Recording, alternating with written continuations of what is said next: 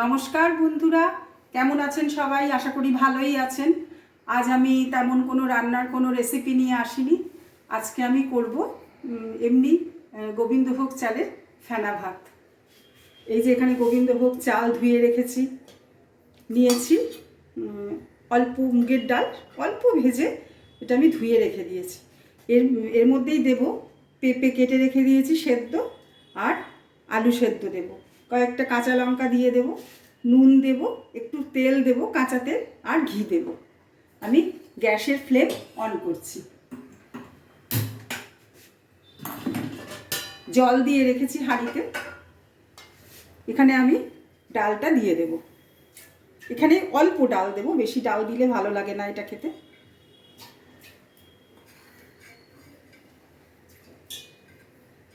অল্প ডাল দিয়ে দিলাম। এই ডালের মধ্যেই আমি সবজিগুলোকেও দিয়ে দিচ্ছি। এগুলো হাফ সেদ্ধ হলে তখন আমি চাল দেব।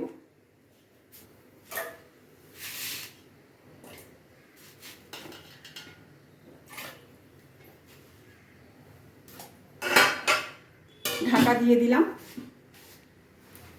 যেহেতু আজ আমার রান্নার তেমন কোনো চাপ নেই, আমি দু লাইন একটা রবীন্দ্রসঙ্গীত পূজা পর্যায়ে গেয়ে আপনাদের শোনাবো।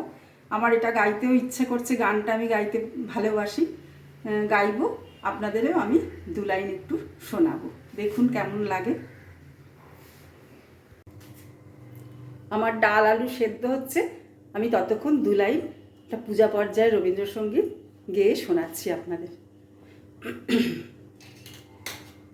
তাই তোমার আনন্দ আমার পর, তুমি তাই এসেছো নিচে, আমায় নইলে ত্রিভুবনেশ্বর, তোমার প্রেম হতো যে মিছে। তাই তোমার আনন্দ আমার পর, তুমি তাই এসেছো নিচে। আমায় নিয়ে মেলেছো এই মেলা, আমার হেয়ায় চলছে রসের খেলা। আমায় নিয়ে মেলেছো এই মেলা, আমার হেয়ায় চলছে রসের খেলা। মোর জীবনে বিচিত্র রূপ ধরে তোমার ইচ্ছা তরঙ্গিছে। তাই তোমার আনন্দ আমার পর, তুমি তাই এসেছো নিচে। আমায় নইলে ত্রিভুবনেশ্বর, তোমার প্রেম হতো যে মিছে। তাই তোমার আনন্দ আমার পর। ভালো লাগলো? যদি ভালো লাগে পরে আরও অনেক রবীন্দ্রসঙ্গীত আমি অল্প অল্প শোনাবো।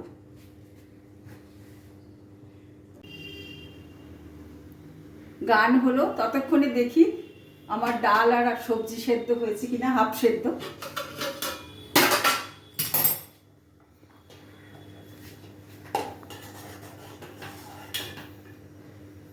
ডাল আর সবজি হাফ সেদ্ধ হয়ে গেছে, আমি এবার চালটা দিয়ে দিচ্ছি।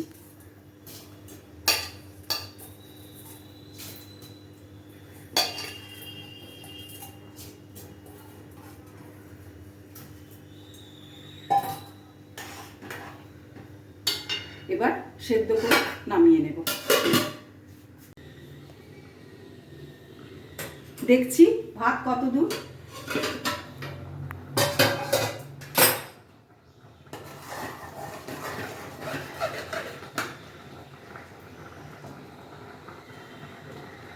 সেদ্ধ হয়ে গেছে।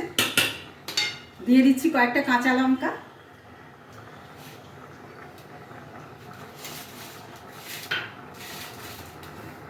দিয়ে দিচ্ছি লবণ, এর মধ্যেই সব লবণ দিয়ে দিলাম,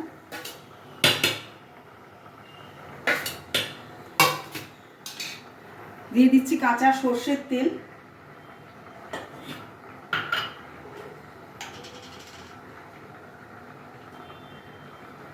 দিয়ে দিলাম ঘি। ব্যাস,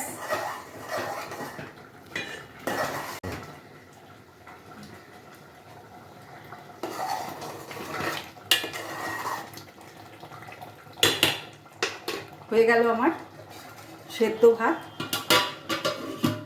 গ্যাস অফ করে দিলাম। ভালো থাকবেন, সুস্থ থাকবেন। আজ আসি, আবার আগামী পর্বে দেখা হবে। টাটা।